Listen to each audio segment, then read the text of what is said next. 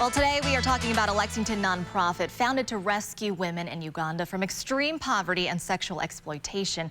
Want to welcome in today Christina Millican, the co-founder of Livingstone's Mission. Thank you so much for coming in. Thank you, Erica. Happy to be here. Okay, so let's start off with, I know we have the mannequins here, which we're going to get to. People are wondering why, but this actually goes with an event that's coming up. But first, I think everyone is aware that human trafficking is, of course, a global issue, but why Uganda, and help us understand sort of that connection here in Kentucky. Sure, yeah. So I have had a heart for Africa since I was a little girl and went to the continent, the country of Africa in 2015 for the first time. And that was when I first became aware of the extreme poverty in that country, which only worsened with the COVID-19 pandemic. And we're talking about a country that 80% of the population is under 35 years old and 70% of the workforce is unemployed. So we're talking extreme poverty, which forces a lot of young people into really dangerous, vulnerable situations. So how did the nonprofit come about then? So I have a friend in Uganda. I call him Alex, my little brother, but he's actually 7 feet tall. Oh, wow. Yeah, and Alex was raised by a single mom. His family was a victim of domestic violence, and he has a heart for rescuing women in these vulnerable situations, and particularly out of the commercial sex industry. And so we found several women that wanted help, wanted escape, but needed medical care, needed education. Most of these young women and young men haven't been to school past maybe 4th grade level. Oh, sure, yeah. So we're looking at not only providing education, medical care, social emotional treatment, but also job skills training. And so over a conversation over Facebook and WhatsApp, we kind of birthed this idea that we could rescue women, we could provide a livelihood, and eventually expand to work with young men as well.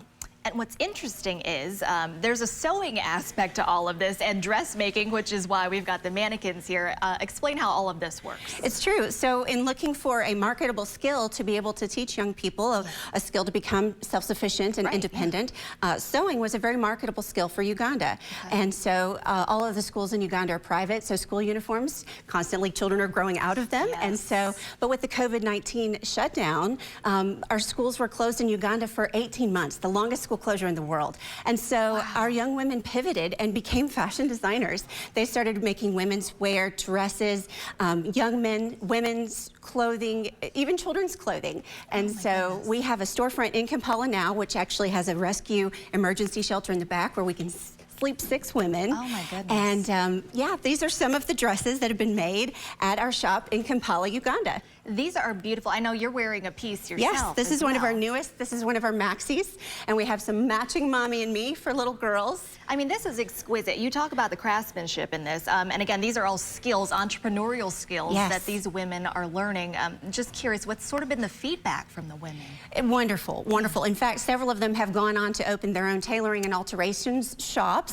Oh, a couple of girls, sewing wasn't their favorite skill, so we've actually been able to provide cosmetology training, and so some of the women have gone on to learn hairdressing, and we just hope to expand the skills that we're able to offer as we grow.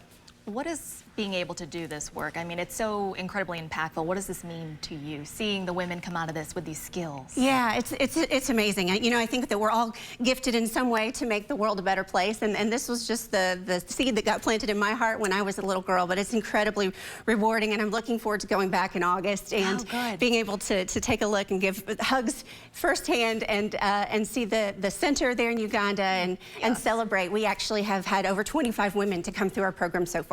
Oh my goodness, that's incredible. Well, I want to get to this event because this is something that's coming up pretty quick. Tell us more about it. April 22nd at the Event Barn at Evans Orchard, which is a gorgeous facility. It's an absolutely beautiful place. It's called the Dress for Success Celebration, and it is in honor of the first 25 women who have come through our program and become exquisite fashion designers in Kampala, Uganda. So we're gonna have a silent auction, live music, female vocalist of the year here in Lexington, Vanessa Davis will be entertaining us. And we're going to have over 30 pieces of clothing from the center in Uganda up for auction. Oh my goodness. Okay, best way to get tickets? On our website, livingstonesmission.com. All right, do not miss out on this incredible event. Certainly it's going to a wonderful cause. Christina, thank you so much for coming. Thank you so much, Erica. Appreciate that. Stick around, we've got to look at your headlines right after this.